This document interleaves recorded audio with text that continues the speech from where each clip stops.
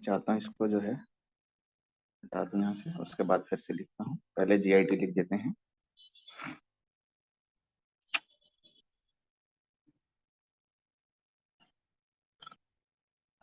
ये बड़ा कैसे हो गया, इसको छोटा करना है मुझे। एक मिनट, स्मॉल साइज में करना था भाई। हमारा नोट तो दिखाई नहीं दे रहा, ये कैसे हुआ? इससे पहले तो नहीं था ये ऐसा। एक मिनट रुक जाइए। अब सही है। 1। आज डेट है बेटा 22 फेब 24। ठीक, तो यहाँ लिख दिया GIT लेक्चर 1 22 फेब 24। ठीक, ये आ गया सबको। अब हम आप लोग को साइड में ले लेते हैं और फिर हम आपसे बात भी करेंगे। तो ये आपका जूम आ गया और ये हम लोग सब आ गए डायरेक्ट कांटेक्ट में। ठीक, सब लोग आ गए डायरेक्ट कांटेक्ट। चलिए भाई, तो GIT के बारे में पढ़ना है। क्या पढ़ना है? क्लिनिकल पढ़ना है ना। GIT के बारे में क्लिनिकल पढ़ना है, मतलब कि GIT से रिलेटेड आपको जो डिजीज हैं उसमें क्या साइन और सिम्टम्स मिलेंगे, हम कैसे एग्जामिन करेंगे, कैसे हिस्ट्री लेंगे। ठीक है, तो हाँ, आपको पता है कि आपके किसी भी क्लिनिकल केस के जो हैं क्या पार्ट होते हैं। ठीक है, क्या क्या होते हैं बेटा? एक तो हिस्ट्री टेकिंग, फिर एक होता है बेटा फिजिकल एग्जामिनेशन, ये हम पहले पढ़ चुके हैं। उसके बाद बेटा इन्वेस्टिगेशन होता है, और देन हम लोग डायग्नोसिस बना के ट्रीटमेंट करते हैं। Diagnosis and treatment. कभी कभी क्या होता है, हम लोग को इन्वेस्टिगेशन से पहले ही ट्रीटमेंट शुरू करना पड़ता है, क्योंकि पेशेंट की कंडीशन ऐसी होती है कि जब तक इन्वेस्टिगेशन का वेट करेंगे तब तक हो सकता है उसको ज्यादा नुकसान हो जाए। तो हम लोग क्या करते हैं, हम लोग बनाते हैं प्रोविजनल डायग्नोसिस, और उसके आधार पे हम लोग क्या ट्रीटमेंट स्टार्ट कर देते हैं। उसके बाद हमारी इन्वेस्टिगेशन की रिपोर्ट आती रहती है, और फिर हम जो है, जब रिपोर्ट आ जाती है तो श्योर श्योर डायग्नोसिस हो जाती है, जिसको हम लोग क्या कहते हैं, कंफर्म डायग्नोसिस। इन्वेस्टिगेशन करा देते हैं पेशेंट का और फिर करा देते हैं कंफर्म डायग्नोसिस, और डायग्नोसिस कंफर्म हो जाती है तो हम लोग ट्रीटमेंट शुरू कर देते हैं। ठीक है, क्या करते हैं, ट्रीटमेंट शुरू कर देते हैं। जैसे अभी हम बात करते हैं, ये तो एक बहुत मोटा सा आपको ओवरव्यू दिया मैंने। हम लोग बात करते हैं, जैसे सपोज दैट एक पेशेंट आप लोग के पास आया, उसने कहा कि डॉक्टर साहब हमको जो है पेट में दर्द है। सबसे मोस्ट कॉमन कंप्लेक्स है GI ट्रैक की पेन एब्डोमेन। पेशेंट आपके पास आया, आपने पेशेंट को देखा, पेन एब्डोमेन कंप्लेन किया, आपने एग्जामिन किया। ठीक है, पहले क्या करेंगे, पहले आप हिस्ट्री लेंगे। आपने उसकी बात अच्छे से सुनी और अपने दिमाग में उसकी खिचड़ी पकाई। खिचड़ी पकाने के बाद क्या किया, आपने उसको एग्जामिन किया। ठीक है, एग्जामिन करने के बाद आपको ये लगा कि इसको जो है गैस्ट्राइटिस। एक बहुत मोटी सी आपने डायग्नोसिस बनाई, क्या? This is provisional diagnosis. अब ये कंफर्म नहीं है बेटा, दिस इज प्रोविजनल डायग्नोसिस। आपने कहा इसको गैस्ट्राइटिस है, और आपने ट्रीटमेंट गैस्ट्राइटिस मान के शुरू कर दिया, और आपने क्या उसको PPI दे दिए, या आपने एंटासिड दे दिए, और साथ में एक आध आपने पेन किलर दे दिया, डाइसाइक्लोमिन, के जाइए और खाइए। आपने गैस्ट्राइटिस बनाई तो पेन किलर भी देने की जरूरत नहीं, आपने एंटासिड और PPI दे दिया कि जाइए खाइए। और उसके बाद आपने कहा हम टेस्ट लिख देते हैं आपको, और ये टेस्ट करा लीजिएगा। या आपने एक अल्ट्रासाउंड लिख दिया कि भैया एक अल्ट्रासाउंड करा लाइएगा, एक जो है CBC रूटीन माइक्रो में जो है जांच करा लीजिएगा, हम लोग देख लेंगे क्या दिक्कत। ठीक, अब क्या हुआ, आपने ट्रीटमेंट शुरू कर दिया बेटा पेशेंट का। ये ट्रीटमेंट आपने शुरू कर दिया, एंटीसिड दे दिया, लेकिन पेशेंट आया अल्ट्रासाउंड करा के, और ESG फाइंडिंग में आया क्या, गर्ल ब्लेडर स्टोन। ठीक, अब डायग्नोसिस क्या हो गई, दिस इज कंफर्म डायग्नोसिस। तो देखिए डिफरेंट हो गए दोनों। जरूरी नहीं कि जो आपने प्रोविजनल डायग्नोसिस बनाई हो वो सच निकले, कभी कभी सही भी हो सकता है। हो सकता है ये पेशेंट आता और उसमें लिख के आता abdominal examination with in normal limits. या क्यों? क्योंकि आपकी जो है गैस्ट्राइटिस जो है अल्ट्रासाउंड पे नहीं आती, या कुछ लोग लिख देते हैं लेकिन एग्जैक्ट नहीं आती, उसके लिए आपको क्या, आपको इंडोस्कोपी करानी पड़ती है, CT स्कैन कराना। ठीक है, तो कुल मिला के कहने का मतलब ये है कि जब भी कोई आपके पास पेशेंट आएगा तो आप उसका हिस्ट्री लेंगे, एग्जामिनेशन लेंगे, उसके सिम्टम्स के आधार पर एक प्रोविजनल डायग्नोसिस बनाकर ट्रीटमेंट शुरू कर दें। और साथ में क्या कराएंगे, इन्वेस्टिगेशन कराएंगे जैसे हमने कराया, और उसके बाद हमारे पास डायग्नोसिस ये आ जाएगा। अब जब ये आ जाएगा तो ये ट्रीटमेंट हमको बंद करना पड़ेगा और हमको ट्रीटमेंट शुरू करना पड़ेगा किसके लिए, गल ब्लेडर के लिए, गल ब्लेडर स्टोन के लिए। चलो अब हमारा सवाल है, आप लोगों से देखें, आप लोग को थोड़ा चेक कर लें नॉलेज, इस गल ब्लेडर स्टोन में आप क्या ट्रीटमेंट देंगे, चलिए बोलिए, कौन बताएगा, क्या ट्रीटमेंट देना चाहिए गल ब्लेडर, सर्जरी है सर। सर्जरी है, अच्छा, तो मरीज से कहोगे लेटो अभी तुम्हारा सर्जरी कर देते हैं। नहीं सर, फिलहाल उसको उसको तो सजेशन तो करेंगे सर्जरी के लिए ही। बिल्कुल करेंगे, वेरी गुड। तो सजेस्ट तो हम लोग सर्जरी ही करेंगे उसको कि भाई ये ऐसा गल स्टोन है और आप सर्जरी करा लीजिए क्योंकि ये दवाई से नहीं निकलता है और आपको नुकसान कर सकता है। तो फिर मरीज कहेगा नहीं डॉक्टर साहब ऑपरेशन नहीं, कुछ दवाई दो, है, फिर क्या करेंगे आप, सर फिलहाल तो पेन किलर उसको देंगे, और सर कुछ और दवाएं देंगे, सर ठीक है, हम कोलिऑक्सिकोलिक एसिड। हैं कार्बो क्या, colic colic deoxy colic acid colic. है ना, ठीक है, यस सर। वो दे सकते हैं, ओके, और कुछ भी दे सकते हैं, सर एक पीपीआई ग्रुप है। पीपीआई ऐसा जो है कोई जो है बहुत रिस्पॉन्स नहीं करता है, लेकिन पीपीआई, अच्छा चलो एक चीज मान लेते हैं, चलो अच्छा चलो हम इस पेशेंट में आपने एक पेन किलर दे दिया बेटा, चलिए अब आपको थोड़ा सा हम और नॉलेज दे देते हैं, एक आपने पेन किलर दे दिया, एक डी ऑक्सी ओलिक एसिड दे दिया, 300 mg आपने बीडी दे दिया मान लीजिए, और ये आपने पेन किलर बीडी दे दिया पेशेंट को। पेन किलर में कौन सा पेन किलर देंगे, रुक जाओ कौन बताएगा, चलो नेहा बताओ, विच ग्रुप पेन किलर आप यहाँ पे दे देंगे, बोलिए नेहा,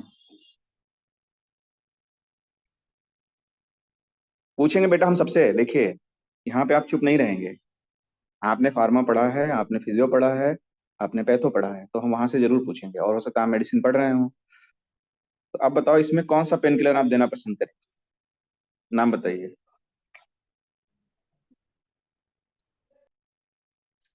बोलो नेहा, कौन सा पेन किलर देना पसंद करें बेटा, कौन बताएगा, पूनम बताओगी, अगर आप लोग चैट में है तो चैट में बता दीजिए, हम चैट में देख लेते हैं, एक मिनट रुक जाइए, ओके चैट में है शायद, वेरी गुड, वेरी गुड, तो चैट में जो है मुकुंद ने कहा ट्रामाडोल, अच्छा, और कोई बताइए, चलिए अच्छा आप लोग चैट में ही आ जाइए, चैट में ही आ जाइए, चलिए, तो इन्होंने बताया ट्रामाडोल देंगे या कैट्रॉल देंगे,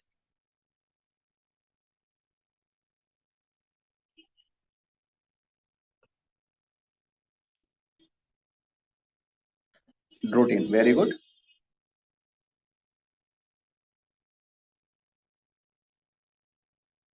वेरी गुड, और कोई दे सकता है इसके अलावा,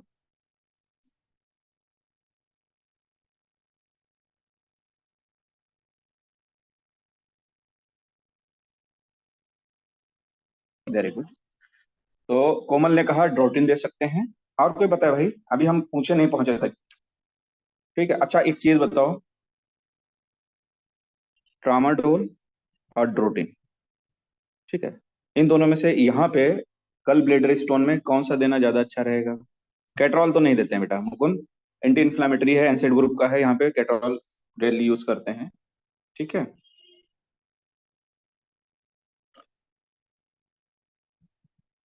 क्या डाइसाइक्लोमिन दे सकते हैं, हम नहीं दे सकते हैं,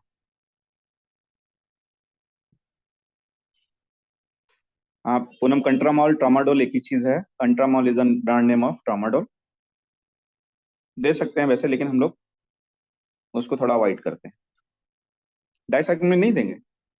देखिए जब भी आपका गल ब्लेडर पेन होता है तो मोस्टली कोलिक की वजह से होता है, ठीक है, तो मोस्टली अगर कोलिक की वजह से तो हम क्या करेंगे, हम मसल्स को रिलैक्स करना चाहिए, रिलैक्स करने के लिए हमको या तो डोटिन देना है या डाइसाइक्लोमिन, ठीक है, तो आप डोटिन देंगे या डाइसाइक्लोमिन दे सकते हैं, दोनों में से कोई एक दे देंगे या दोनों दे सकते हैं, ठीक है, और ट्रामाडोल भी देते हैं, ट्रामाडोल क्या है, सेंट्रल एक्टिंग, तो ये क्या करता है आपके पेन रिसेप्टर को क्या कर देता है, सेंसिटाइजेशन, थ्रेशोल्ड कम कर देता है, उससे आपको पेन का फील नहीं होगा, ठीक है, तो ट्रामाडोल भी देते हैं, लेकिन ज्यादा अच्छा कौन सा है, ड्रोटिन है या आपका डाइसाइक्लोमिन, ठीक है, तो हम दवाई पे भी बात नहीं करेंगे, हम थोड़ा सा इधर आ जाते हैं, लेकिन एक सिंपल सा आप लोग को बात किया था हम लोगों ने कि क्या है कि जो प्रोविजनल डायग्नोसिस होती है जरूरी नहीं कि वो क्या हो, कंफर्म डायग्नोसिस हो भी सकती है और नहीं भी हो सकती है। वो डिपेंड करता है कि आपने हिस्ट्री कैसे ली इस पेशेंट की, आपने एग्जामिनेशन कैसे इस पेशेंट का किया है, ठीक है, और उस हिसाब से आप क्या बनाते हैं, डायग्नोसिस बनाते हैं। ठीक, तो सबसे पहली बात ये है बेटा कि जब भी हम किसी पेशेंट को, अच्छा दूसरी चीज और आ जाती है, एक चीज और आ जाती है, हम अभी क्योंकि हम लोग डिस्कस करके ही पढ़ेंगे, डिस्कस करके पढ़ेंगे, इससे क्या होगा, आप लोगों की चीजें क्लियर होंगी और हमें भी ज्ञान मिलेगा। तो अब आ जाइए हिस्ट्री टेकिंग।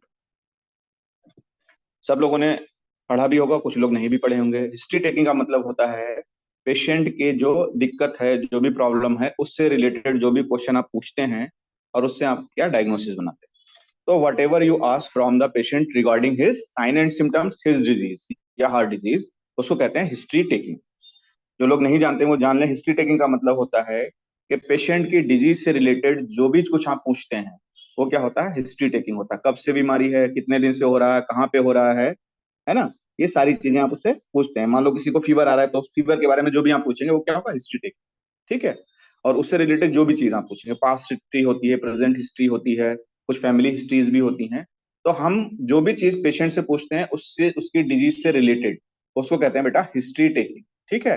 हिस्ट्री टेकिंग हम कैसे लेते हैं, हम जब पहली बार किसी से कुछ क्वेश्चन पूछते हैं बेटा, तो उसमें क्या करते हैं, हम डिवाइड करते हैं हिस्ट्री टेकिंग को। कैसे, कुछ पार्टिकुलर्स हैं जिसमें हम डिवाइड करते हैं। कैसे डिवाइड करते हैं हिस्ट्री टेकिंग में, कि क्या कुछ चीफ कंप्लेन रखते हैं, यानी कि जो उसका मेन कंप्लेन है वो क्या है, फिर उसके बाद हिस्ट्री ऑफ प्रेजेंट इलनेस, सब लोगों ने पढ़ा है। तो हिस्ट्री टेकिंग में हमारे पास क्या होता है, चीफ कंप्लेन, और उसके बाद क्या होता है, हिस्ट्री ऑफ प्रेजेंट इलनेस, और उसके बाद होता है बेटा पास हिस्ट्री। पास हिस्ट्री में मतलब उससे रिलेटेड कोई डिजीज अगर उसको कुछ इससे पहले हुई हो उसके बारे में बात करते हैं। पर्सनल हिस्ट्री के बारे में भी बात करते हैं, और उसके बाद फैमिली हिस्ट्री के बारे में। ये सब चीजें आप लोग को पता होनी चाहिए बेटा, क्योंकि कुछ डिजीज में क्या होता है, रिलेवेंट होता है, ठीक है, कि इससे क्या हुआ, इससे क्या हुआ। जैसे पर्सनल हिस्ट्री की बात करते हैं, चलो। अच्छा, एक डिजीज का नाम बताओ जिसमें पर्सनल हिस्ट्री वेरी इंपॉर्टेंट, कौन बताएगा, चलिए। किसी ऐसी डिजीज का नाम बताओ जिसमें पर्सनल हिस्ट्री वेरी इंपॉर्टेंट। पहले तो ये बताओ पर्सनल हिस्ट्री क्या होती है, उसके बाद हम लोग बात करते हैं। जैसे पर्सनल हिस्ट्री में क्या क्या पूछ सकते हैं, बोलो रीनू, रेनू, पर्सनल जी हिस्ट्री में सर। क्या क्या पूछ, बताइए क्या पूछेंगे पर्सनल हिस्ट्री में। सर जब हाइपरटेंशन की बीमारी रहती है तो उसमें स्ट्रेस वगैरह के बारे में पूछेंगे, तो पर्सनल चीजें पूछेंगे किस चीज से है ये सब पर्सनल क्या चीजें। पूछेंगे भाई, तुम, मैं ये पूछ रहा हूँ, मैं हाइपरटेंशन की बात नहीं कर रहा, मैं ये बचा, आप किसी पेशेंट से अगर पूछोगे कोई पर्सनल हिस्ट्री, हम जैसे हमारा जीआईटी है इसी के बारे में है, कोई पेशेंट आपके पास जीआईटी कंप्लेन है, जैसे पेन एब्डोमेन, ठीक है, कोई पेशेंट पेन एब्डोमेन के साथ लेकर, तो सर उसमें पूछेंगे आप क्या क्या खाती है, मतलब स्पाइसी फूड वेरी वगैरह तो नहीं वेरी खाती है ये गुड, सब वेरी चीजें। गुड। तो फूड हैबिट क्या है, ये पर्सनल हिस्ट्री हो गया। और क्या पूछ सकते हैं बेटा, और मैं सर स्लीप उसकी पूछते हैं, सोने का मतलब टाइम क्या है, उठने का, वेरी ये गुड, सब चीजें। Very good. स्लीप कैसा है उसका, रात में सोते हैं, दिन में सोते हैं, देर तक सोते हैं या देर तक जागते हैं, है ना। Yes sir. जैसे कुछ लोग ऑफिस वर्क करते हैं तो देर तक जागते हैं, है ना, तो स्लीप हो सकता है। चलो और बताओ, अच्छा और कुछ पूछ सकते हैं, सर उसका ऑक्यूपेशन पूछेंगे, वो मतलब काम क्या कर रहा है, बहुत ज्यादा वेरी गुड, बिजी पर्सन है, तो ये सब ठीक है, चीज। ठीक है, तो वो ऑक्यूपेशनल हिस्ट्री में आ जाता है। थोड़ा सा पर्सनल हिस्ट्री, ऑक्यूपेशनल हिस्ट्री थोड़ा सा अलग रख लेते हैं, कभी कभी इसी में पूछ लेते हैं, पूछ सकते हैं, कोई इशू नहीं है पर्सनल हिस्ट्री में। लेकिन ऑक्यूपेशनल हिस्ट्री बेटा अलग होती है, उसमें हम एक यहाँ पे लाइन और भी यूज करते हैं, ऑक्यूपेशनल हिस्ट्री। लेकिन अभी सिर्फ पर्सनल की बात करते हैं। और कोई बताना चाहेगा पर्सनल हिस्ट्री में क्या पूछेंगे अगर पेन एब्डोमेन के साथ लेके आ रहा है। एक तो इन्होंने बहुत अच्छा बताया, फूड हैबिट, स्पाइसी फूड तो नहीं खाता है, ये आपका उसका फूड हैबिट या पर्सनल हिस्ट्री टाइप की होगी। और क्या पूछेंगे, अखिलेश बताओ भाई, तुम्हारा नाम सबसे ऊपर डिस्प्ले हो रहा है। पर्सनल हिस्ट्री में और क्या पूछेंगे,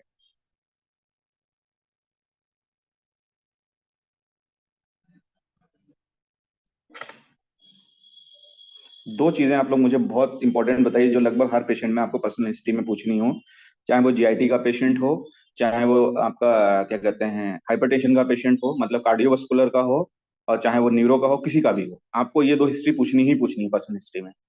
कौन बताएगा, चैट में आए हम लोग क्या, चैट में आ जाते हैं, हमें लगता है चैट में आना चाहिए हम लोग को। नहीं, चैट में तो किसी ने कोई आंसर नहीं दिया है। चलिए चैट में बताइए, कहीं भी बताइए। दो पर्सनल हिस्ट्री आपको लगभग सभी पेशेंट में पूछनी है।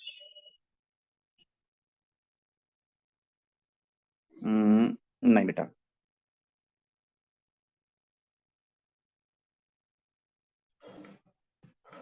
कुछ दिमाग लगाइए, पर्सनल हिस्ट्री क्या है? एपिटाइट। एपिटाइट बेटा पर्सनल हिस्ट्री में नहीं आता है। एपिटाइट तो हम ऊपर ही पूछ लेंगे, प्रेजेंट हिस्ट्री, प्रेजेंट इलनेस में ही हम लोग पूछ लेते हैं कि भूख कैसी क्या है। और ये थोड़े से इनको जनरल सिम्टम्स कहते हैं, जनरल क्वेश्चंस। ये किसी हिस्ट्री में नहीं पूछे जाते हैं, जनरल। जैसे डाइटरी हैबिट है ना, ये इन्होंने बता दिया। और बताइए, एक बहुत अच्छी है पर्सनल हिस्ट्री बेटा, मैरिड, मैरिड इन मैरिड। अच्छा चलिए, ये बेटा फैमिली उसमें आता है, पर्सनल हिस्ट्री का तुम्हारा जो मैरिड अनमैरिड वाला। हम्म।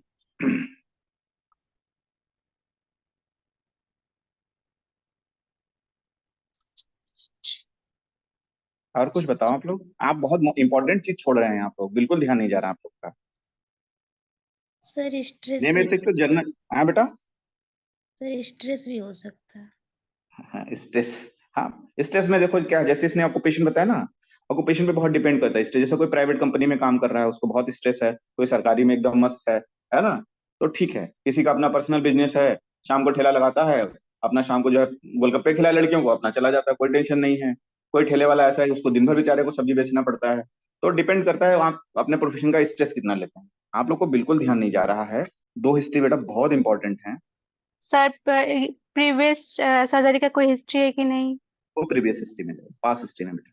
ये देखो मैंने क्या लिखा है, ये दो पर्सनल हिस्ट्री है, बहुत इंपॉर्टेंट, जी सर। बहुत इंपॉर्टेंट। आपको सब लगभग हर पेशेंट में पूछना है, अल्कोहल और स्मोकिंग हिस्ट्री। ठीक है, चाहे जीआईटी का पेशेंट हो, चाहे कार्डियो का हो, चाहे न्यूरो, किसी का भी हो, वट एवर। ये तो आपको पूछना ही पूछना है पर्सनल हिस्ट्री में। पीते हो, कहीं ये ना कहने लगे मरीज के मंगा लीजिए है, तो कैसे पूछोगे? सर आप अल्कोहल लेते हैं क्या, और लेते हैं तो कितना लेते हैं? स्मोकिंग में पूछोगे, बीड़ी सिगरेट कुछ अच्छी आदत है नहीं है। तीसरा बेटा होता है टोबैको चेविंग। ठीक है, जैसे गुटखा है, पान मसाला, ये तो ये तीनों चीजें बहुत इंपॉर्टेंट हैं हर पेशेंट में आपको पूछना। ठीक है, जैसे स्मोकिंग है, स्मोकिंग का इस व्यक्ति में क्या काम है? पेन एब्डोमेन के साथ है, बिल्कुल। क्या कर सकता है? एसिडिटी बढ़ाता है स्मोकिंग। हो सकता है उसको एसिडिटी की वजह से क्या हो रहा है, पेप्टिक अल्सर हो रहा है। ठीक है, हो सकता है वो स्ट्रेस की वजह से स्मोकिंग कर रहा हो, तो स्मोकिंग भी है और स्ट्रेस भी है, पीपीआई, वो क्या कहते हैं, पेप्टिक अल्सर हो सकते हैं। ठीक है, अल्कोहल ले रहा है, अल्कोहल कहाँ का ले रहा है, कौन सा ले रहा है, घटिया ले रहा है, बढ़िया ले रहा है, और अल्कोहल लेने की वजह से उसका क्या लीवर डिजीज हो गई है, और लीवर डैमेज होने की वजह से क्या हो सकता है ना, ठीक है, सिरोसिस हो रखा हो, है ना। तो आपको क्या करना है, पर्सनल हिस्ट्री बहुत जरूरी है पूछना पेशेंट की। फैमिली हिस्ट्री में आपको पूछना है, शादी हुई, बच्चे हुए, ये सब पूछना है फैमिली हिस्ट्री में। और मम्मी और पापा में कोई डिजीज तो नहीं हुई, ऐसी डिजीज जो आप में होने के चांसेस हैं फैमिली हिस्ट्री में, खासतौर से मम्मी पापा या ब्लड रिलेशन। अब आप लोगों से मैं दूसरा सवाल पूछूंगा, ब्लड रिलेशन की बात पर। यहाँ पे जो आपकी फैमिली हिस्ट्री आती है वो किसके लिए ज्यादा इंपॉर्टेंट है, मैटरनल साइड या पैटर्नल साइड? Maternal side. अच्छा, और पैटर्नल साइड? सर इम्पोर्टेंट तो दोनों होगा क्योंकि दोनों हाफ हैं, हाफ दोनों है। दोनों हैं। ठीक है, पैटर्नल साइड भी इंपॉर्टेंट है, मैटरनल साइड भी। बस आपको इंपॉर्टेंट क्या जाननी है, इनसे पूछनी है। जैसे बुआ के बारे में अगर कुछ हिस्ट्री मिल ली तब तो इंपॉर्टेंट है, लेकिन फूफा के बारे में कोई इंपॉर्टेंट नहीं, क्योंकि बुआ फूफा, बुआ से आपका क्या ब्लड रिलेशन है, फूफा से कोई ब्लड रिलेशन थोड़ी ना है। ऐसे यहाँ पे करते हैं, ये तो पैटर्नल टाइप की। अगर मैटरनल की बात करते हैं तो मौसी से तो आपका रिलेशन है, बट मौसा से कोई रिलेशन नहीं। ठीक है, ऐसे यहाँ पे बात करते हैं पैटर्नल टाइप में, अंकल से तो आपका रिलेशन है बट आंटी से नहीं है, चाची से कोई मतलब नहीं है।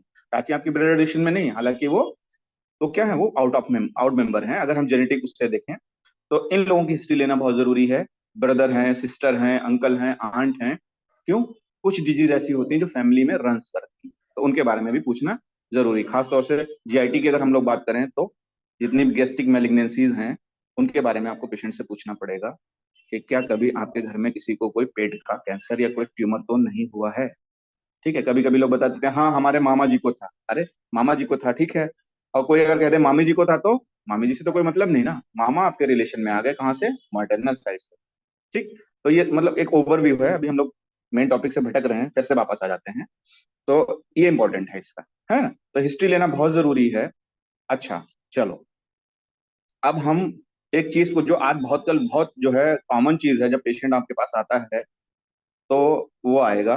देखो एक बहुत अच्छा एकदम मेरा जो है एक्सपीरियंस है वो बताता हूँ आप लोग को, जो मैं फेस करता हूँ नॉर्मली। ठीक है, होता क्या है नॉर्मली पेशेंट जो है आजकल बहुत जो है चालाक हो गया है, खासतौर से जीआईटी की डिजीज में। उसको हुआ दर्द। ठीक है, उसको क्या, मान लीजिए एक पेशेंट है, उसको, मैं अभी एकदम जनरल पढ़ रहा हूँ ऐसे, एक पेशेंट है आपके पास आया, और आपके पास आया तो उसने कहा डॉक्टर साहब आपके पास आया, ठीक, और आया, भी मैं कल की ही बात बता रहा हूँ, एक पेशेंट आया मेरे पास और उसने क्या कहा, मैंने कहा बैठिए बैठे, उन्होंने कहा डॉक्टर साहब रिपोर्ट्स देख लीजिए। उन्होंने रिपोर्ट्स हमारे सामने बढ़ा दी। क्यों बढ़ा दी? क्योंकि उसको दर्द हुआ था पेन एब्डोमेन, और उसने अपने मन से क्या करवा लिया, यूएसजी करवा लिया, और फिर वो यूएसजी करके आपके पास आया और कहा प्लीज सी माय रिपोर्ट्स। तो पहला सवाल मेरा ये है, आपको क्या करना चाहिए? आपको रिपोर्ट्स देखना चाहिए या नहीं देखना चाहिए? पहला काम क्या करेंगे आप, रिपोर्ट्स देखेंगे या मरीज देखेंगे? सर पेशेंट को देखेंगे। देखो, तो पेशेंट से क्या कहेंगे? जैसे मान लीजिए आपको पेशेंट देखना, उसने रिपोर्ट आपके सामने रखी कि डॉक्टर साहब ये रिपोर्ट देखी, वो आ गया आपके पास, आपने फीस भी जमा करवा ली उससे, और आपने रिपोर्ट नहीं देखी, मरीज को गुस्सा आ जाएगा, डॉक्टर साहब हमारी रिपोर्ट नहीं देखे, खाली बातें कर रहे हैं। तो क्या करना चाहिए? पेशेंट कैसे देखेंगे पूनम बताओ? सर वही हिस्ट्री वगैरह लेंगे पहले। तो क्या कहोगे मरीज से कि अपनी हिस्ट्री दीजिए? मरीज कहेगा अच्छा डॉक्टर साहब हम तो बीमार हैं, आप हिस्ट्री पूछ रहे हैं। ऐसे पूछेंगे? मेरा नहीं एक सर। सवाल, क्या पूछेंगे बताइए? मैं यही जानना चाह रहा हूँ कि अगर पेशेंट ने आपके सामने रिपोर्ट रख दी तो आप पेशेंट से सबसे पहले क्या क्वेश्चन करेंगे? सर पहले उसका साइन देखेंगे ना, वो साइन देखेंगे? मतलब किस टाइप का सिम्टम है पहले उसको देखेंगे, मतलब फिर इसके बाद तो उसका सिम्टम तो समझेंगे। पेशेंट बताएगा तब जानोगे ना सिम्टम्स। उसने तो लाके सबसे पहले आपके सामने रिपोर्ट रख दी ना। अब आपको क्या करना है ये बताइए? सर पहले रिपोर्ट ही देखेंगे। नहीं नहीं नहीं नहीं, गलत पहले बात, फिर आप पेशेंट डायग्नोसिस से नहीं बना पाएंगे। सर उससे बोलेंगे क्या कि हम्म, बोलो। सब पहले पेशेंट से सर उस पूछेंगे कि उसकी क्या क्या दिक्कतें हैं, कोई दिक्कत वेरी परेशानी गुड, में है वो। Very good. मरीज से पूछेंगे क्या परेशानी है आपको, और ऐसे भी ना पूछो तो सबसे अच्छा तरीका क्या है कि ये रिपोर्ट्स क्यों करवाई है आपने? रिपोर्ट्स क्यों कराई है भाई? आपने हमारे सामने रिपोर्ट रख दिला के आप ये पूछे कि आपने ये रिपोर्ट क्यों करवाई। क्योंकि ऐसे पूछोगे तो वो कहेगा डॉक्टर साहब रिपोर्ट देखो, है ना? तो आप सबसे पूछो कि रिपोर्ट्स क्यों करवाई, क्योंकि वो रिपोर्ट्स तभी करवाएगा जब उसको क्या होगा, कोई परेशानी होगी। और वो परेशानी क्या है? आपकी चीफ कंप्लेन है। क्योंकि जब तक किसी को कोई परेशानी नहीं होती कोई रिपोर्ट नहीं करवाता, किसी डॉक्टर के पास नहीं जाता। तो मरीज कहेगा डॉक्टर साहब पेट में दर्द था इसलिए मैंने ये रिपोर्ट्स करवाई। आप उसने बोल दिया, आपको आपको बता दिया सिम्टम्स कि मुझे पेट में दर्द है। अब आप शुरू हो गए अपनी डॉक्टरी करने कि हाँ भाई कब से है, कितना है, कहाँ है, कैसे हुआ था, है ना, इससे पहले भी कभी हुआ था, आज ही हुआ है। ठीक है, फिर आप पूछेंगे पेट की दर्द के अलावा भी कुछ है ना, बुखार तो नहीं है, लूज मोशन तो नहीं है, कॉन्स्टिपेशन तो नहीं है, आप उससे रिलेटेड सारी चीजें पूछ लेंगे। लेकिन सबसे पहले उसको ये तो बताना चाहिए कि उसको दिक्कत क्या है। ठीक, उसने कहा डॉक्टर साहब हमें पेट में दर्द है। आपने कहा ठीक है बहुत अच्छी बात है, बैठिए अभी हम देखते हैं, हम तो इसीलिए बैठे हुए हैं कि आप पेट दर्द के साथ हमारे पास आए और फिर हम आपको दवाई लिखें। लेकिन दवाई लिखने से पहले मैं कुछ बातें पूछना चाहता हूं आपसे। आप ये बताइए कि पेट दर्द आपको कितने दिन से हो रहा है? सबसे पहली बात ड्यूरेशन क्या है? क्यों? क्योंकि आपको हिस्ट्री में क्या लिखना पड़ता है, जो भी चीफ कंप्लेन है उसके बाद आप जब हिस्ट्री, जो चीफ कंप्लेन है मान लो एक है तो कोई बात नहीं है, एक से ज्यादा तो आपको क्या क्रोनोलॉजिकल ऑर्डर में लिखना पड़ता है। ये आप लोगों ने सबने जनरल में पढ़ा होगा, जनरल क्लिनिकल हिस्ट्री में पढ़ते हैं क्रोनोलॉजिकल। जैसे वो कहता है कि डॉक्टर साहब पेट में दर्द था और बुखार भी आ रहा था, क्योंकि उसने दो रिपोर्ट करवाई। क्या करवाई? एक अल्ट्रासाउंड भी करवाया और एक ब्लड की जांच भी करवाई, दो चीजें उसने करवाई हैं। अब उसने कहा डॉक्टर साहब बुखार भी था पेट में दर्द भी था, तो आप क्या कहोगे? पहले ये बताइए क्या पहले हुआ, बुखार पहले हुआ था या पेट में? तो कहेगा डॉक्टर साहब पहले जो है पेट में दर्द हुआ उसके बाद बुखार। तब आप चीफ कंप्लेन में पहले लिखेंगे फीवर और पूछेंगे कितने दिन से हुआ। कहेगा डॉक्टर साहब 3 दिन से। ओ सॉरी, पहले हमारा पेट अम्पटम, तो कहेगा पेट में दर्द हुआ 3 दिन से, फिर 2 दिन से बुखार भी आने लगा, तो फीवर आप नीचे लिखेंगे 2 डेज। इसको कहते हैं बेटा हम क्रोनोलॉजिकल ऑर्डर। पहले जो सबसे पहले है उसको पहले लिखेंगे, उसके बाद उसके बाद वाली चीजें। ठीक है, किसी को कंफ्यूजन तो नहीं? ठीक है, अब हम बात करते हैं। अब आपने उसका चीफ कंप्लेन सुन लिया, आप कहेंगे हिस्ट्री ऑफ प्रेजेंट इलनेस। अब आप पेन के बारे में खूब अच्छे से सब कुछ पूछ लेंगे, कब हो रहा है, कहाँ पे हो रहा है, पेट में कहाँ पे हो रहा है, कितनी तेज होता है, बहुत तेज होता है, बहुत धीरे होता है, अच्छा कब से हो रहा है? तो वो कहेगा डॉक्टर साहब 3 दिन से हो रहा है। तो आप कहोगे एकदम से होने लगा था? एकदम से मतलब इंसिडियस ऑनसेट। ऑनसेट कैसा है? एकदम से? और क्या? नहीं नहीं डॉक्टर साहब, पहले धीरे धीरे हुआ, फिर हुआ, सब एक्यूट ऑनसेट। ठीक है। वो कहेगा नहीं, एकदम से भी नहीं हुआ और बहुत धीरे, बस ये हुआ कि जब डॉक्टर साहब आधे घंटे में दर्द शुरू हुआ, पहले लगा कि दर्द हो रहा है और आधे घंटे में होने लगा एक्यूट ऑनसेट। ठीक है। तो एक्यूट है, सब एक्यूट है, इंसिडियस है, ये क्रॉनिक। कहेगा डॉक्टर साहब जो है पहले बहुत धीरे धीरे हुआ करता था, ये धीरे धीरे बढ़ के इतना ज्यादा हो गया कि अब हमसे बर्दाश्त नहीं होता। इसका मतलब क्या है? क्रॉनिक, लंबे समय से उसको हो रहा है, लेकिन 3 दिन से तकलीफ ज्यादा है उसको। ठीक है। तो हमने ऑनसेट देख लिया, फिर बताएगा कहाँ पे हो रहा है। तो आप क्या कहोगे? आप देखोगे कि भाई कहाँ पे पेट में दर्द हो रहा है। तो अभी हम लोग बात करेंगे, जब पेन एब्डोमेन के बारे में बात करेंगे, साइट, साइज, कहाँ पे हो रहा है, कैसे हो रहा है, सब चीज में बात करेंगे। बट मोटी सी बात यह है कि जब कभी कोई पेशेंट आपके पास रिपोर्ट्स धर दे आके, तो सबसे पहले आप यही पूछोगे कि भैया ये रिपोर्ट्स काहे कराए रहे हो। क्योंकि अगर आपने उसको खोल लिया, रिपोर्ट्स को पता चला, यूएसजी आपने खोला और यूएसजी में आए रिपोर्ट आ गया नो ओबियस एबनॉर्मलिटी डिटेक्टेड। अब क्या हुआ भैया? अल्ट्रासाउंड में तो कुछ भी नहीं आया है। ठीक। आपने सीबीसी की रिपोर्ट देखी उसकी, तो सीबीसी में जो है सिर्फ जो है पॉलीमार्फ थोड़े से बढ़े हुए थे, बाकी सब कुछ नॉर्मल था।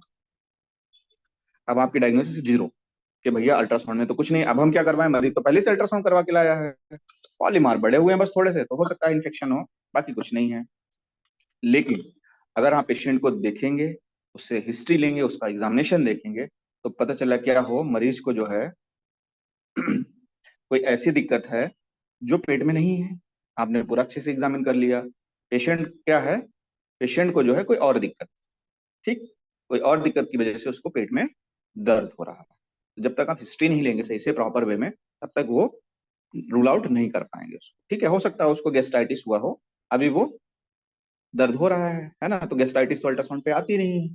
ठीक है। तो आप उसको सीटी एडवाइस करेंगे? नहीं यार, सीटी 3,000 4,000 का इन्वेस्टिगेशन क्यों एडवाइस करेंगे? पहले हम सिंपल देख लेंगे, पेशेंट से हिस्ट्री ले लेंगे, वो आपको हिस्ट्री दे देगा कि डॉक्टर साहब हम जो है 3 दिन पहले एक दावत में गए थे और वहां हमने 2 प्लेट बिरयानी खा ली और उसके बाद से ही दर्द हो रहा है। तो आप समझ जाओगे कि इसको हो सकता है फूड पॉइजनिंग हो, इस वजह से दर्द हो रहा है। तो आपको सीटी कराने की जरूरत नहीं पड़ेगी। तो बेटा हिस्ट्री इसलिए इंपॉर्टेंट है कि आप डिसाइड करते हैं कि हम आपको उसके बाद क्या इन्वेस्टिगेशन कराने हैं और क्या नहीं कराने हैं। आपका जो डायग्नोसिस है वो किस रास्ते पे जा रहा है। क्लियर ये बात सबको? कुछ कोई डाउट हो तो बता देना बेटा, कुछ लोगों को मजा नहीं आ रहा है। स्पीड ज्यादा तो नहीं हो रही है, या हम इररिलेवेंट तो नहीं चले जा रहे हैं? अभी ये सिर्फ थोड़ी सी कमेंट्री थी हमारी। अब हम लोग आते हैं अब जीआईटी ट्रैक पे। ठीक है। जीआई ट्रैक पे हम लोग बात करते हैं और क्या क्या बात करेंगे ये देख लेते हैं। ठीक है। अगर कोई पेशेंट आता है और उसको जीआईटी से रिलेटेड सिम्टम्स और साइंस हैं, तो क्या होना चाहिए और क्या क्या आप बात करेंगे उसके बारे में। ठीक है। तो ये तो सब हमारी हो गई कमेंट्री। अब हम लोग आते हैं मेन हमारा टॉपिक क्या है उसके बारे में बात करते हैं। ठीक है। कुछ पूछना हो, किसी को डाउट हो तो बता दो बेटा। कोई डाउट हो, कुछ नहीं समझ में आया हो, मैंने कुछ ऐसा बोला हो जो आपको लगे कि नहीं सर ऐसा नहीं था। चलिए। तो अब पहली बात तो हमें ये डिसाइड करना है कि पेशेंट का सिस्टम कौन सा है इन्वॉल्व डिजीज में। जैसे सपोज दैट, पहले तो हमको डिसाइड करना है सिस्टम, डिसाइड करना सिस्टम। तो वो किस पे डिपेंड करता है? Sign and symptoms.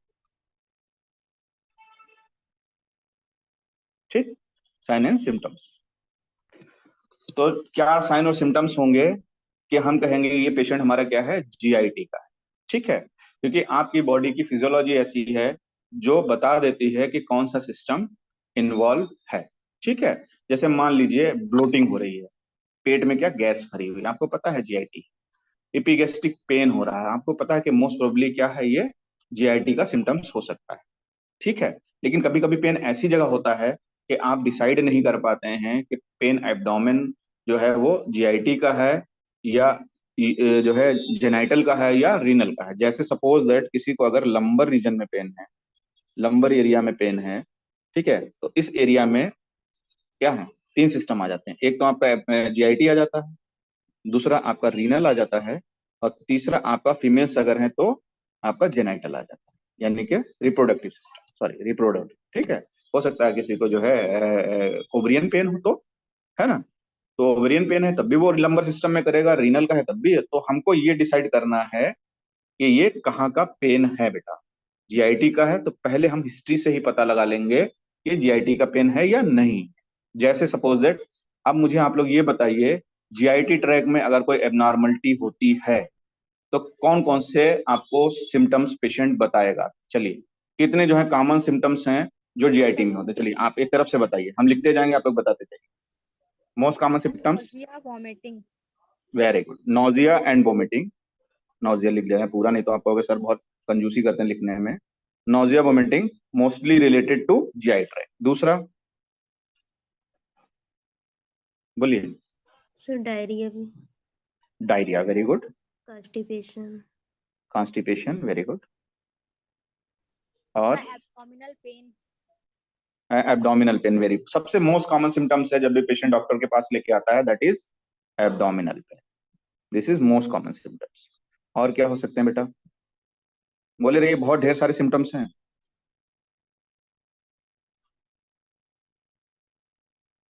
जाहिदा बोलो बेटा। Sir acidity, loss of appetite. Acidity नहीं बोलते हैं उसको, बोलते हैं बेटा हार्ट बर्न। क्या बोलते हैं? वो कहेंगे डॉक्टर साहब यहाँ कलेजे पे जलन हो रही है, ठीक है, वेरी गुड। दूसरा होता है लॉस ऑफ एपेटाइट, इसके साथ भी पेशेंट आपके पास आता है। इसका दूसरा नाम क्या, कौन बताएगा? लॉस ऑफ एपेटाइट को क्या कहते हैं? Anorexia, very good, anorexia, very good. लेकिन पेशेंट आपको क्या बताएगा? एनोरेक्सिया नहीं बताएगा, वो क्या कहेगा? Loss of appetite. चलिए और बताइए, और क्या हो सकता है?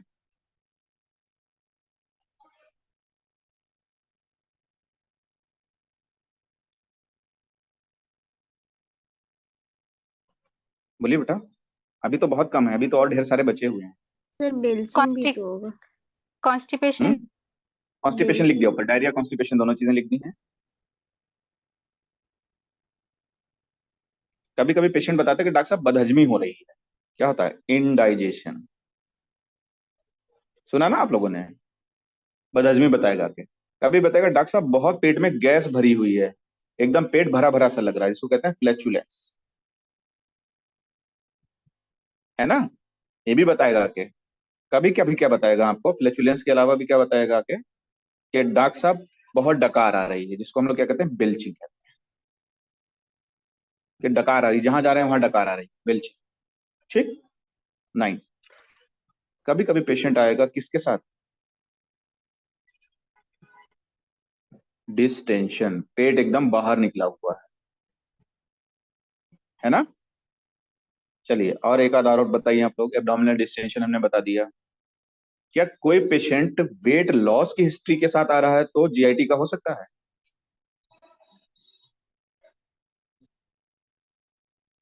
हो सकता, नहीं हो सकता है? यस सर, ये हो सर सकता है। उसको भूख नहीं यस सर, लगेगी हो तो सकता है। वेट लॉस होने लगेगा। वेरी गुड, अगर भूख नहीं लगेगी तो वेट लॉस तो होगा ही, है ना।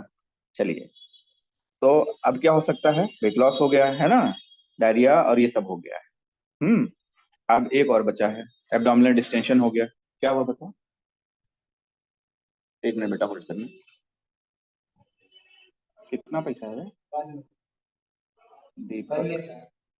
92, इतना तो नहीं होगा यार।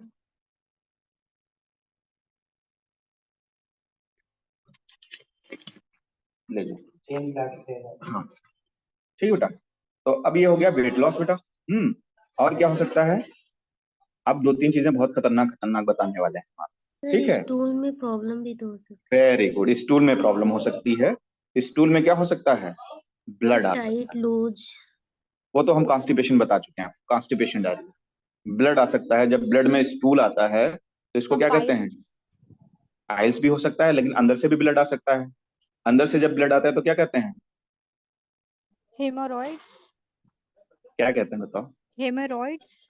लेना सर। नहीं, हेमोराइड्स नहीं, हेमोराइड्स तो जो कंडीशन होगी। Melaena sir. Melaena, very good, देखो ये लड़की ने बताया मेलेना, ठीक है। अगर स्टूल में नहीं आके ब्लड कहाँ आ रहा है? वोमिटिंग में आ रहा है, तो क्या कहेंगे? हेमेटेसिस, हेमेटेसिस। वेरी गुड, हेमेटोमेसिस, ठीक है, तो ये भी जीआईटी का हो सकता है ना, तो हिमेटेमेसिस, हिमेटेमेसिस, ठीक है। तो ब्लड इन वोमिटिंग हिमेटेमेसिस हो सकता है। अच्छा, जरूरी नहीं, मेलिना दो टाइप का होता है बेटा, ठीक है। स्टूल में ब्लड दो टाइप का होता है, एक तो ये मेलिना हो गया, एक फ्रेश ब्लड आता है, फ्रेश ब्लड, थ्रोरेक्टम।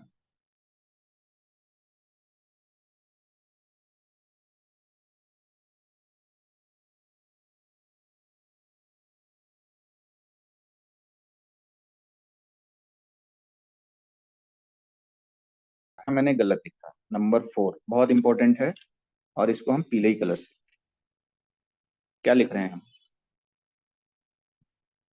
ये हमारे जीआईटी ड्रग्स है या नहीं है?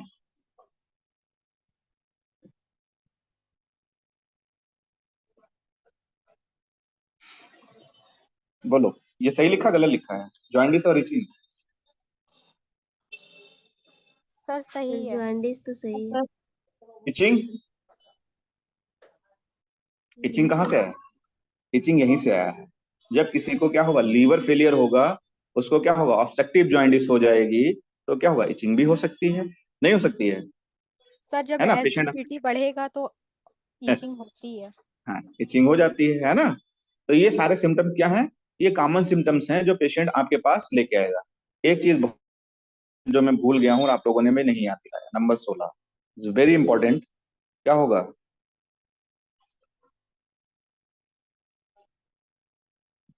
डिस्फेजिया या ओडोनोफेजिया। ये भी तो आ सकता है पेशेंट कि डॉक्टर साहब खाना खाने में दिक्कत हो रही है, खाना खाने में दर्द हो रहा है, ठीक है। तो डिफिकल्टी इन सॉल्विंग को डिस्फेजिया कहते हैं, pain during the swallowing is odynophagia phagia, ठीक है। तो ये सब चीजें क्या है, ये बहुत कॉमन सिम्टम्स हैं जो जीआई ट्रैक्ट के हैं, और पेशेंट इसके साथ आ सकता है। जिसमें सबसे इंपॉर्टेंट कौन कौन से है उसके बारे में हम लोग बात कर लेते हैं, जो कॉमनली आपको इनकाउंटर्ड होंगे। कौन कौन से इनकाउंटर्ड होंगे, देखिए दिस वन, मैं जिस पे गोला बना रहा हूँ, एक मिनट रुक जाइए, दूसरा कलर लेते हैं, ग्रीन। हार्टबर्न बहुत कॉमन सिम्टम्स है, मोस्ट ऑफ द पेशेंट आपके पास आएंगे, मोस्ट ऑफ द पेशेंट आपके पास आएंगे, मोस्ट ऑफ द पेशेंट आपके पास आएंगे, मोस्ट ऑफ द पेशेंट आपके पास आएंगे, ठीक है। सर एक और नीचे आ क्वेश्चन जाइए, था, बोलो। ब्लोटिंग और बेल्चिंग में अंतर क्या है, डिफरेंस क्या है? ब्लोटिंग में क्या होता है, पेट भरा भरा सा लगता है, ठीक है, सिर्फ गैस भरी हुई है पेट में, एयर फिल्ड एब्डोमिनल, ठीक है। बेल्चिंग में क्या होता है, वही गैस जब डकार के साथ निकलती है उसको हम लोग बेल्चिंग कहते हैं, ठीक है। तो डकार बहुत आ रही है तो ब्लोटिंग प्लस बेल्चिंग एक साथ भी कुछ लोगों में होती है, कुछ लोगों में डकार नहीं आती, खाली हवा भरी रहती है और वो फार्ट करते रहते हैं, उनकी हवा इधर से नहीं होकर उधर से निकल जाती है। तो फ्लैचुलेंस जो है वो मोर एयर इन एब्डोमेन, और उसी के साथ क्या होता है, बेल्चिंग भी एसोसिएटेड होता है। तो दोनों चीजें एक साथ भी हो सकती हैं, नहीं भी हो सकती, ठीक है। हाँ या ना? Yes sir. ठीक है। तो most of the patient generally आपके पास इन कंडीशंस के साथ आते हैं, उसके अलावा जॉइंडिस भी कुछ पेशेंट आते हैं, और ये जो है लॉस ऑफ एपेटाइट जो है वो लगभग हर पेशेंट में मिलेगा। तो आप उसको क्या कर सकते हैं, बहुत नॉमिनल सिम्टम्स में आते हैं, लगभग कोई भी मरीज आएगा, खासतौर से फीमेल जो है बहुत जो है कंप्लेन करती हैं कि सर वो भूख नहीं लगती है। तो भूख ना लगना हमेशा जीआईटी से रिलेटेड नहीं होता है, इसलिए क्या है, एक सिंपल सा वो है, उसको बहुत ज्यादा हम लोग इंपॉर्टेंस नहीं देते हैं। लगभग हर तीसरा पेशेंट आपको शिकायत करेगा आके कि और दूसरी चीज क्या है, आपकी बॉडी की फिजियोलॉजी जब भी कभी गड़बड़ होती है, आपको भूख नहीं लगती है, जरूरी नहीं कि वो जीआईटी, आपको हल्का फीवर भी आ जाएगा तो भी भूख नहीं लगेगी। अच्छा, एक मेरा सवाल आ गया यहीं पे, कौन बताएगा? एक सवाल यही आ गया, भूख से रिलेटेड है। अगर किसी को फीवर है, सिंपल फीवर है, तो उसको लॉस ऑफ एपेटाइट क्यों हो जाता है, उसको भूख क्यों नहीं लगती? बोलिए, कौन बताएगा? फिजियोलॉजी का क्वेश्चन है, बोलो मुकुंद। शायद मैंने जब फिजियो पढ़ाया था तो बताया था कि जब बुखार आता है तो भूख लगना कम हो जाता है, क्यों कम हो जाता है?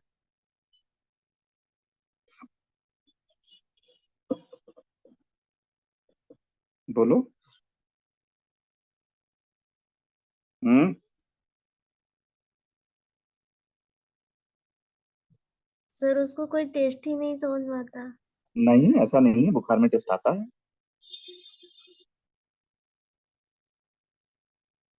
सर अच्छा ऐसा एक चीज और हो बताओ। सकता है बॉडी के जो सिस्टम है फाइट करने की, वो रिस्पॉन्स करने की, सर वो फीवर की तरफ चली जाती है, इसको हम्म, इधर ध्यान ना जाता हो सर। ऐसा नहीं है। और बताओ, अफजाल सिक्रीशंस बताओ। कम होते हैं। है बेटा, तो बोलो मोना। डाइजेस्टिव सिक्रीशंस कम होते हैं। नहीं,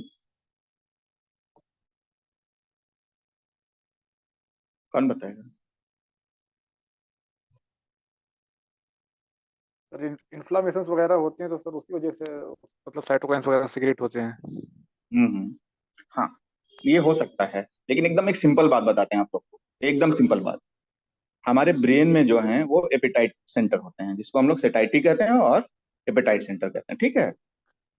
जब जब हमारा बॉडी का टेम्परेचर बढ़ता है, तब तब देखो, आपकी बॉडी में जब भी ग्लूकोज बर्न होगा, तो उससे क्या होगा? हीट का प्रोडक्शन होगा। हीट का प्रोडक्शन होगा, एपेटाइट सेंटर को स्टिमुलेट, वो सेटाइटी सेंटर को स्टिमुलेट करता है। जब भी आप खाना खाते हैं, तो आप लोग जो पढ़े होंगे फिजियोलॉजी में, तो उसमें दो चीजें होती हैं। एक तो स्ट्रेच की वजह से आपके ये सेंटर डीएक्टिवेट और एक्टिवेट होते हैं। जीआईटी में जब भी स्ट्रेचिंग होती है, तो लगता है कि पेट भर गया है, सेटाइटी सेंटर जो है वो एक्टिवेट हो जाता है, एपेटाइट सेंटर डीएक्टिवेट हो जाता है। दूसरा, जब जब आपका बॉडी का टेम्परेचर बढ़ता है, तब तब जो है आपका सेटाइटी सेंटर क्या हो जाता है? एक्टिवेट हो जाता है, एपेटाइट सेंटर डीएक्टिवेट हो जाता है। उसको लगता है कि बॉडी में प्रॉपर मात्रा में क्या ग्लूकोज है, इसलिए बॉडी का हीट बढ़ गया है, बॉडी हीट बढ़ गया है, इसलिए खाने की जरूरत नहीं है। ठीक है। दूसरा जो आपने बताया अफजाल, कि जब भी आपकी बॉडी में इन्फ्लामेटरी मार्कर्स रिलीज होते हैं, वो जाके आपके ब्रेन को, हाइपोथैलेमस को क्या करते हैं? डीएक्टिवेट।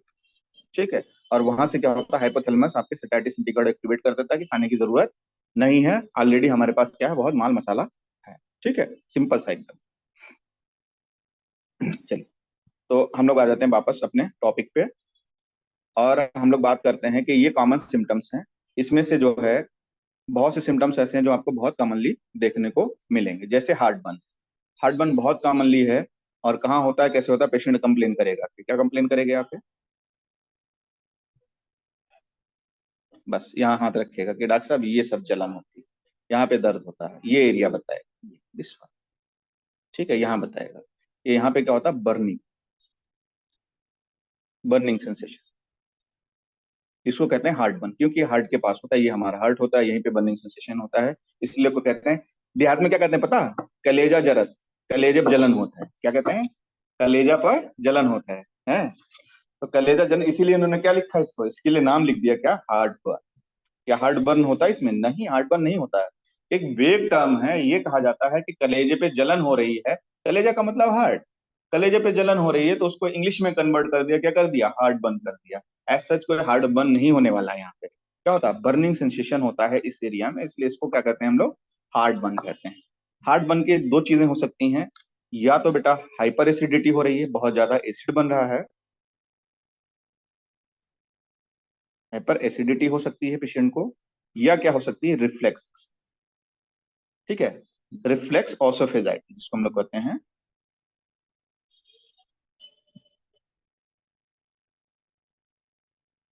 ठीक। या जिन लोगों का सोने का पोस्चर नहीं ठीक होता है, उन लोगों में भी हार्ट बर्न हो जाता है। या जो लोग एक्सेस फूड इंटेक करते हैं, मान लो एब्डोमेन, स्टमक की कैविटी कम है, लेकिन खाए जा रहे हैं, बिरयानी मिल गई, एकदम भर के खा लिया नट्टी तक, तो पता चला जो है यहाँ पे तो सब खाने खाना भर गया है, यहाँ एकदम फुल, यहाँ पे पूरी बिरयानी भर गई है, बिरयानी यहाँ फुल हो गई है। तो भैया जो एसिड बना थे, जो सिक्रीशन हुए, वो क्या होंगे? वो ऊपर की तरफ आएंगे। आएंगे तो क्या करेंगे? ऑसोफेगस में बर्निंग करेंगे। या क्या होता है, कभी कभी आपका जो लोअर लोअर ऑसोफिजियल स्फिंक्टर होता है, वो क्या हो जाता है? वो फॉल्टी हो जाता है। क्यों? उसका काम क्या है? उसका काम ये है बेटा कि यहाँ से कुछ भी वापस नहीं जाने देना। अगर वापस जाएगा तो इसकी म्यूकोसा को क्या कर देगा? डैमेज करेगा, और आपको बर्निंग सेंसेशन होगा। लेकिन कभी कभी क्या हो जाता है? ये डिफेक्टिव हो जाता है, और यहाँ से फ्लूइड लीक कर जाता है, खासतौर से किस केस में? जैसे रिफ्लेक्सेस वाले में होता है। ठीक है, तो रिफ्लेक्स ऑसोफेजाइटिस हो सकती है, या कभी कभी लोअर ऑसोफेजियल स्फिंक्टर क्या हो जाता है? फॉल्टी हो जाता है, उसकी वजह से भी हार्ट बर्न होता है। मोस्ट ऑफ द टाइम क्या होता है? रिफ्लेक्स ऑसोफेजाइटिस। ठीक है। कभी कभी इतना ज्यादा खाना खा लेते हैं कि ये इंस्पेक्टर क्या होता है, इस खाने को रोक ही नहीं पाता, ये बेचारा खुला रह जाता है, और यहाँ से फिर क्या हो? कंटेंट ऊपर की तरफ जाने लगता है। इस वजह से क्या हो जाता है? इनको ये होता है। लेकिन एक चीज याद रखिएगा, बस यहाँ पे सिर्फ मैं ये बताना चाह रहा हूँ आप लोगों को कि कभी भी कोई पेशेंट अगर यहाँ पे हार्ट बर्न का आता है, तो उससे आप एसोसिएटेड सिम्टम्स जरूर पूछेंगे। क्योंकि अगर कोई पेशेंट इपिगैस्ट्रिक पेन है, वो कुछ लोग दर्द भी बताते हैं कि इपिगैस्ट्रिक पेन ऑब्लिक हार्ट, ठीक है। तो आपको किसी भी पेशेंट को एपिगैस्ट्रिक पेन अगर है तो आपको एसोसिएटेड सिम्टम्स और साइंस जरूर पूछने हैं, क्योंकि ये पेशेंट हो सकता है एमआई और एंजाइना के भी।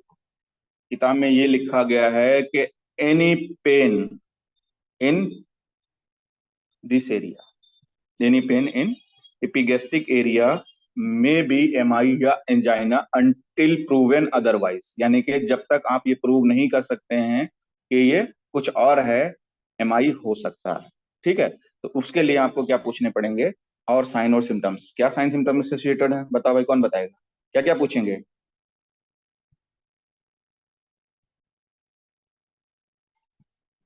बोलिए, कौन बताएगा? अखिलेश पैल्पेशन है बेटा? पैल्पेशन है क्या? नहीं समझ में आया, आपकी आवाज नहीं मिली मुझे प्रॉपर तरीके से।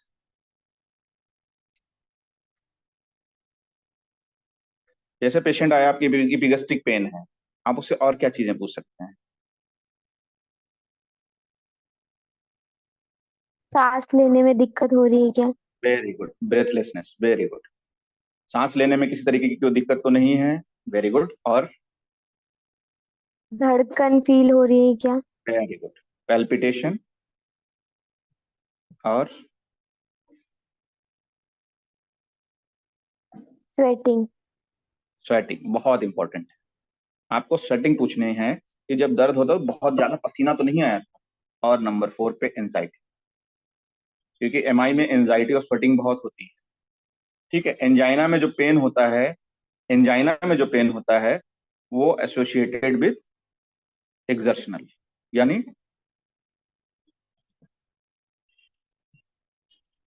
पेन जो है एक्सर्शनल एक्टिविटी पे तो नहीं हो रहा है, तो मरीज कहेगा नहीं डॉक्टर साहब बैठे हैं और दर्द होता है, और कंटिन्यूअस है या इंटरमिटेंट, ठीक है।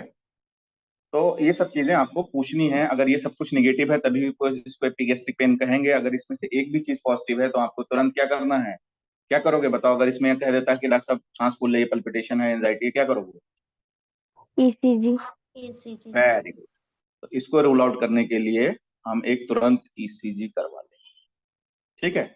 हमको कंफर्म करना है कि यह कहीं ऐसी दिक्कत तो नहीं है, क्योंकि ये वाला पेन भी जो है बेटा कहाँ कहाँ हो रहा है, देखो आपके फोटो से, देखिए फोटो से पेन देखिए। हमारा चेस्ट, अगर हमारा एमआई का पेन होता तो कहाँ होता, नेक एरिया में होता, शोल्डर में होता, आर्म में होता है। ये वाला पेन कहाँ हो रहा है, ये वाला पेन भी यहाँ हो रहा है, यहाँ हो रहा है, यहाँ हो रहा है, कभी कभी यहाँ भी होगा, ठीक है। तो कहीं भी हो सकता है, एपिगैस्ट्रिक पेन भी आपके इस एरिया में कहीं पे भी हो सकता है। इसलिए एंजाइना से हमको क्या करना है, इसको डिस्टिंग्विश करना बहुत जरूरी है, ठीक है। कभी भी कोई पेशेंट अगर आपके पास आता है एपिगैस्ट्रिक पेन का, और हाँ दूसरी चीज फिर क्या लेना है हमको, या और हमें क्या देखना है, हमें अपने आप को साबित करने के लिए क्या करना पड़ेगा बेटा, अदर में फूड फूड इनटेक, ठीक है। ये देखना कि उसने अभी अभी पी तो नहीं है, क्योंकि ये भी क्या करता है, ये भी हार्ट बर्न कराता है, या उसने कोई जो है पेन किलर तो नहीं खाया है। कभी कभी कुछ लोगों को पेन किलर से भी गैस्ट्राइटिस, ठीक है। तो ये हमारे फेवर में जा रहे हैं, किसके, हार्ट बर्न के फेवर में जा रहे हैं, वो पॉइंट हमारे एमआई के फेवर में जा रहे हैं। अगर इनमें से कुछ नहीं है तो उधर की तरफ हम बात करेंगे, अगर उनमें से कुछ नहीं है तो हम इधर की तरफ बात करेंगे, ठीक है। तो एपिगैस्ट्रिक पेन जो है वो सिंपल हो सकता है। और अगर ये सब आ रहा है तो आप क्या करोगे पेशेंट को, अच्छा चलो एक सवाल और आ गया। अब पेशेंट आपके पास, मान लो आपका ये हो गया, दिस इज कंफर्म कि ये है, इसको आप क्या देना पसंद करेंगे? मेरे पास दो ऑप्शन है। दो ऑप्शन में क्या है, या पीपीआई है और दूसरा ऑप्शन है एंटासिड।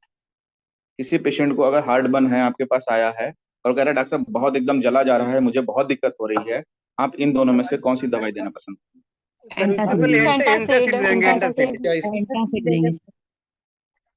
एंटासिड देंगे। पीपीआई में कितने लोग कह रहे हैं पीपीआई क्यों नहीं देंगे बेटा? कौन है पीपीआई वाला, कोई है? हम तो पीपीआई के साथ जाएंगे, इंजेक्शन लगा देंगे उसको पेंटाप्राजोल का, इंजेक्शन पेंटोप्राजोल। बोलिए मैविश। बोलो, देंगे या नहीं देंगे?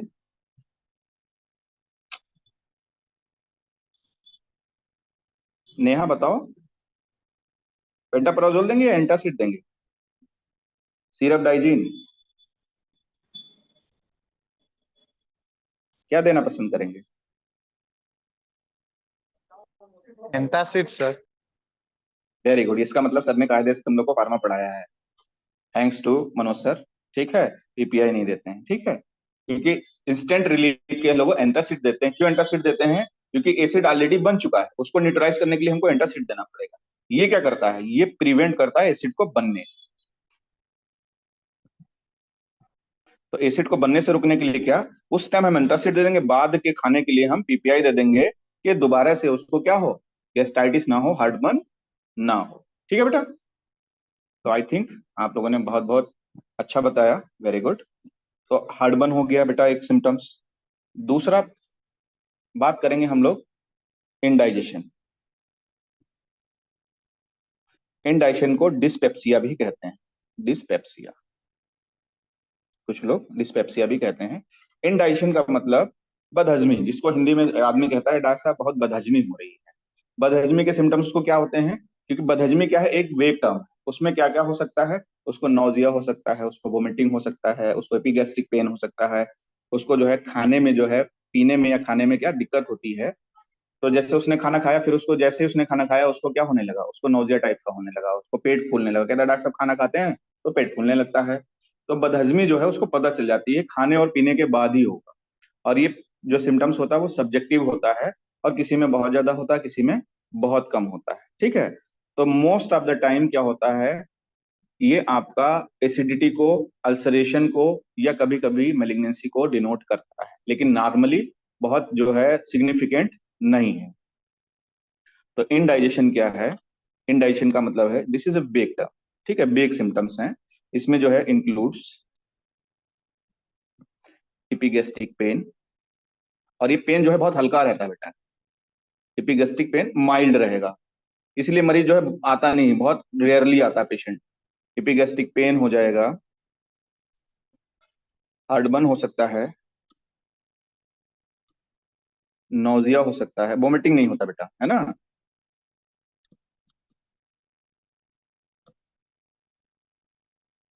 एब्डोमिनल डिस्टेंशन, अगर डॉक्टर साहब खाना खाते हैं तो पेट फूल जाता है, उसके बाद ठीक हो जाता है। ठीक, तो और ये सारे सिम्टम मोस्टली क्या होते हैं, आफ्टर मील और ड्रिंकिंग, खाना खाने के या पानी पीने के बाद शुरू होंगे। खाना वाना नहीं खाएगा तो एकदम ठीक रहेगा, कहेगा डॉक्टर साहब हम एकदम ठीक रहते हैं, खाना खाने के बाद मुझे ये सब बदहजमी वाली शिकायतें हो जाती हैं। ठीक है, तो बहुत जो है नॉर्मली जो है कोई काज नहीं होता है, लेकिन सम केसेस, इन सम केसेस ये सिग्निफिकेंट होता है। सिग्निफाइज, क्या सिग्निफाइज करता है बेटा? पेप्टिक अल्सर डिजीज,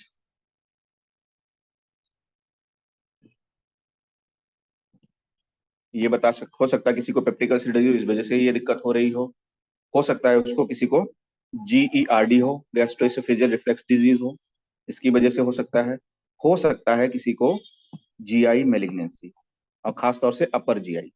अपर GI का मतलब ऊपरी हिस्से में, अपर GI मेलिग्नेंसी समटाइम्स, रेयरली, लेकिन मान लो जो है किसी को जो है गैस्ट्रिक ट्यूमर है, ट्यूमर पड़ा हुआ है, जैसे ही खाना खाया भाई, ये एब्डोमेन है और यहाँ पे इतना बड़ा सा ट्यूमर पड़ा हुआ है, आपने खाना खाया, खाना के यहाँ फंस गया, थोड़ा सा खाना खाया, पेट एकदम स्ट्रेच हो गया, भरा भरा लगने लगा, एसिडिटी भी होने लगी। तो sometimes it's related to malignancy, but ज्यादातर टाइम क्या होगा, GRD, और इससे रिलेटेड होगा, और नॉर्मली कुछ नहीं होता है। क्यों? क्योंकि कुछ लोग खाना बहुत ज्यादा खा लेते हैं, उनका जो है कंट्रोल ही नहीं रहता। मम्मी जी ने पराठे बनाए, एकदम खुश हो गए, आज तो मैं मन का खाना बन गया, मन का खाना बन गया, और रोज मम्मी जी पराठे बने, रोज खा रहे हैं, तो भैया भर भर के खाएंगे तो क्या होगा, इंडाइजेशन तो होगा ही। तो इसलिए जो है सब्जेक्टिव होता है कि आप कितना खाना खा रहे हैं। कुछ लोग कहते हैं कि डॉक्टर साहब हल्का सा भी खाने से क्या होता है, हमको इंडाइजेशन होता है, जैसे उसकी क्या हुआ, आधी रोटी खाई, सालन खा लिया, उसको हो गया। तो हो सकता है मे बी वो पेप्टिक अल्सर की वजह से हो सकता है। लेकिन क्या हुआ, जिसकी फाल्टी फूड हैबिट है, बाहर से मोमोज खा के आया, घर पे आया, खाना बना हुआ है, अब उसको पता है कि अगर खाना नहीं खाएंगे पिताजी हमको ठीक कर देंगे, तो बाहर से मोमोज खाए उसने, ऑन द घर पे खाना भी खा लिया, तो क्या हुआ, डबल ईटिंग हो गई। डबल ईटिंग हो गई तो फिर जाहिर सी बात है, हो गई, है ना। तो ये सिम्टम्स के साथ पेशेंट क्या हो सकता है, आपको प्रेजेंट कर सकता है। ओके, तो ये सब चीजें हैं। अभी हम लोग आगे बात करेंगे, दो तीन जो बहुत कॉमन कॉमन चीजें हैं, जैसे वोमिटिंग के बारे में, कॉन्स्टिपेशन, डायरिया के बारे में बात करेंगे। Pen abdomen is very important, और उसके बारे में हम लोग बहुत डिटेल से बात करेंगे, क्योंकि मोस्ट ऑफ द टाइम क्या होता है, हम मिस कर जाते हैं डायग्नोसिस पेन एब्डोमेन में। और कभी कभी क्या होता है, पेन एब्डोमेन नहीं होता है, कहीं और का दर्द होता है, तो हमको ये भी क्या एक्सक्लूड करना है कि वो हमारी जीआईटी से रिलेटेड नहीं है। ठीक है, तो ठीक है, कल मिलते हैं हम लोग इसी टाइम, इसी प्लेटफॉर्म पे। किसी को कुछ पूछना हो, कुछ ना समझ में आया हो, कुछ एक्स्ट्रा हो गया हो तो बता दो। गला तो हमारा सूख गया है। क्लियर मैं है भी सर। क्लियर है। मुन्ना, जी अरे मुन्ना भाई तुम भी आ गए, कहाँ थे? Yes sir. बहुत घूम रहे, हमने देखा आजकल तुम्हें।